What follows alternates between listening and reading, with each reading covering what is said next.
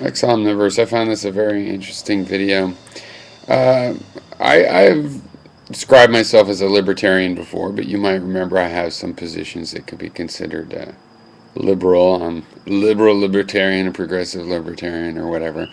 I'm not an anti-tax libertarian, but I do support individual liberty as the main fundament of society, as the fundament of society, and I believe in individuality. As an individual, you have no obligation to know your parents or siblings or any other. You have every right to defoo if you want. But I want to turn that around. What about the parents? I mean, defoo, family of origin, it's like the family that you originated from. What about a family you originated, that you created? Can you defoo or defock, family of creation? Can you do that? What's the moral implications of that? All right. The other thing to consider is the nature of obligation itself and individuality. In individuality, strictly speaking, you don't even have an obligation to yourself. If you choose not to feed yourself, then that's your business. On the other hand, we take that obligation on to feed ourselves. I, as an individual, take on the obligation, since I want to survive, to feed myself. And so, is that really an obligation if I choose to take it on? Well, this becomes part of the truth here that we uncover, is that all obligations are really voluntary. You take them as involuntary, but that's because you voluntarily take a philosophy that interprets them that way. Right? So you voluntarily choose a system where you say, look, I've got to help my family no matter what, or I've got to know them or keep in touch with them. And so you don't, strictly speaking, have to. It's because you've adopted another system that says that you have to. And we do this with ourselves, and it's a part of individual, liberty, that you take responsibility to do something with that freedom to act for yourself, to take care of yourself. And so we can ask the question of why do we do that? What is the justification? And you pretty much acknowledge that there can be such justifications for taking on this voluntary obligation, taking on something voluntary as if it's an obligation of staying in contact with your family and so on.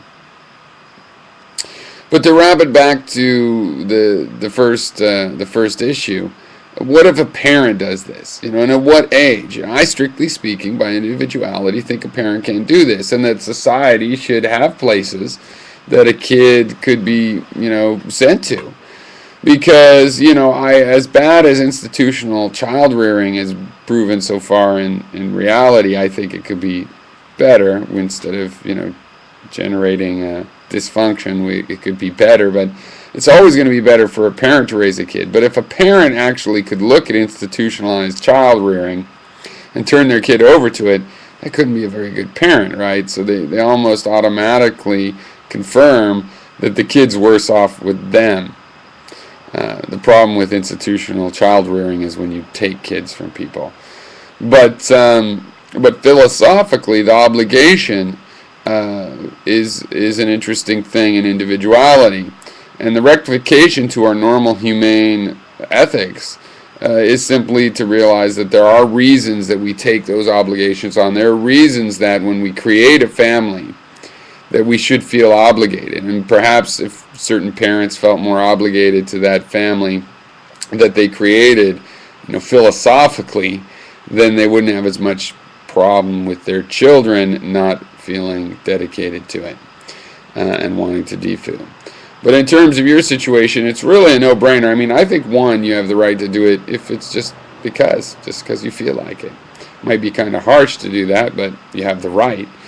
But when you bring in the fact of people that you're not getting along with to the point of feeling abused or harassed, like, again, whether you are or not, maybe it's just a personality clash, but whatever, it's an harassment for you, how could you possibly be obligated to continue with that? It's ridiculous. On the other hand, we should think about the nature of obligation in individuality. Well, when we take obligations, for example, believing in contractual agreements, it's an example of being able to voluntarily take on an obligation. And insofar as you can break an agreement, it remains voluntary.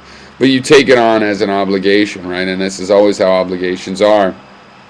And So, it is possible to have obligations, to see a reason to take them on, and to take them on, and to do so unilaterally, not because of an agreement, but because of some sense that it's worthwhile for you or in your best interest.